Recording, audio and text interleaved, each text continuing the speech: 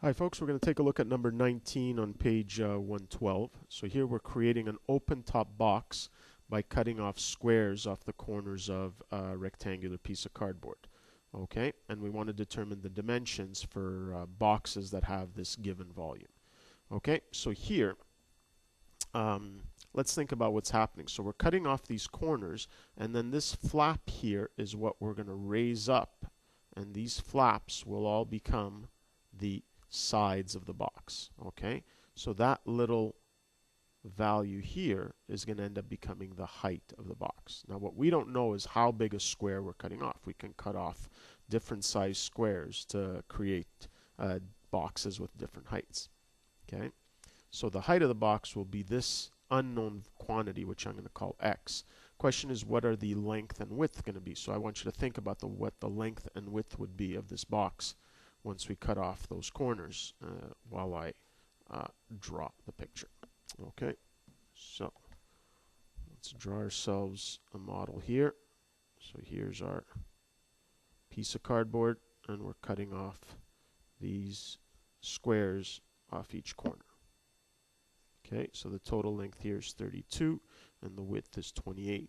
And I'm going to call the length of the square that I'm cutting off x. So that means this will also be x, this will be x, this will be x, since all four squares are of equal size.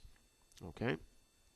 So once I lift up all these four flaps, this rectangle here is going to remain as the base of my box. Okay? And since we're working with the volume, we need the length, the width, and the height of the box. So we already said the height will be this length here, x. Okay, the length is going to be this measure here. So let's figure out what that would be. Well, if the total is 32 and I'm cutting off x on either side, I'm left with 32 minus 2x. Oops, minus 2x. So that's going to represent the length of the base of the box. And the width here, well, the total is 28. Again, I'm removing x on either side. So this is going to be 28 minus 2x. So that's going to be the width. So now we can write a model for the volume of this box. So it's 32 minus 2x times 28 minus 2x times x, which is the height. Okay? But we want only those boxes that have the specific volume of 1920 square centimeters. Okay? So what we've done now is, in order to solve this problem, we've created this polynomial equation. Now be careful, don't get tricked into thinking that the work is done for you because it looks like this side is already factored. Remember, that's only useful if I have 0 on the other side of the equation, which I don't here. Okay, so we're going to have to expand all this out, bring the 1920 to the other side, and then solve the resulting equation. Okay, so let's do that here. So let's see, we've got 32 times 28 is 896. So I'm starting out by multiplying the binomials. So here I've got 32 times negative 2, so negative 64 minus 56. So that's negative 120x. And then negative 2x times negative 2x is positive 4x squared. And then times x. So let's finish off the right-hand side. So 120x squared and 4x cubed. Okay, and since I'd like to keep a positive leading coefficient, I'll leave 0 on the left-hand side and bring over the 1920. So we've got 4x cubed minus 120x squared plus 896x minus 1920. Okay, so now we have to solve this polynomial equation. So I'm guessing these numbers all look like they're divisible by 4. So let's start by factoring out the 4, making our lives a little easier. So this will be minus 30x squared. This one, I think I'll grab the calculator. So I already have the 896 divided by 4. Okay, 224 minus and 1920 divided by 4 is 480. Okay, so still some pretty big numbers, but let's see what we can do here. So I see a cubic with 4 terms, so I should be thinking about grouping, but if I remove the x squared, I'm left with x minus 30, and it doesn't look like there's any way I'm going to get an x minus 30 on that side. Okay, so we have to go ahead and use the factor theorem. Okay, so let's start off with the easiest one. Now you'll notice that I'm only going to use positive numbers because since I'm looking for dimensions, so for example, this x here, which is a height, I'm only interested in positive values. So I'm going to see if I can look for positive zeros first, okay, to try to factor this. So let's try x equals 1. Okay, so I'm just going to stick it into this here. So we've got 1 minus 30 plus 224 minus 480. Okay, nowhere near 0. So let's try 2. Okay, so we've got 2 cubed, which is 8, minus 30 times 2 squared, which is 4, plus 224 times 2, minus 480. Okay, still no good. So 480 is that divisible by 3? Yeah, 8 plus 4 is 12. If you don't know that trick about adding the digits, come and see me, I'll show you. So let's check 3. So we've got 3 cubed, which is 27, minus 30 times 3 squared, which is 9, plus 224 times 3, minus 480.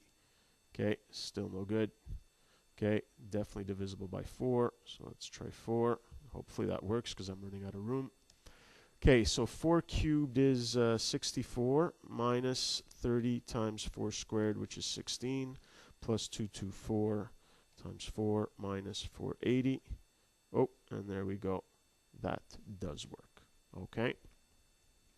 So that means that x minus 4 is one of my factors of that polynomial. So now let's find the remaining quadratic factor. So I'll use synthetic division here. So 4 and what do we have? We have 1x cubed, negative 30x squared, plus 224x, and negative 480. Okay, and let's go ahead and divide this. So 1, so 4 times 1 is 4.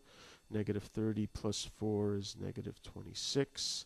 So here that's 80 plus 24 is 104. So negative 104. Actually, just to be sure, I don't want to mess up. So what do we got?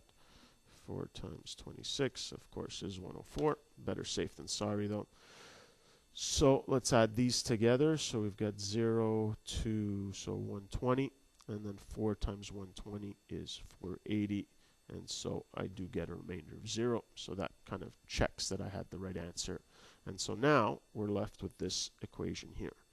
So we have x minus 4 was one of our factors, and the remaining factor here is x squared minus 26x plus 120. Okay.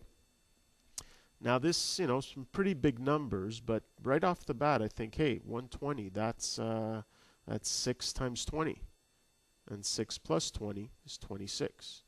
Okay, so actually that one worked out to be a fairly easy factorization.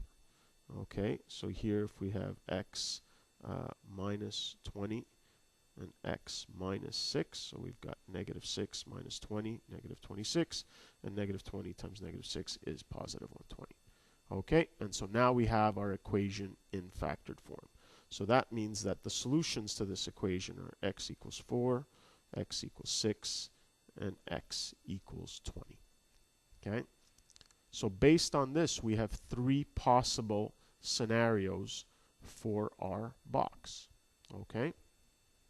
So now, for box number 1, well, we've got the length, which is 32 minus 2x if you check above.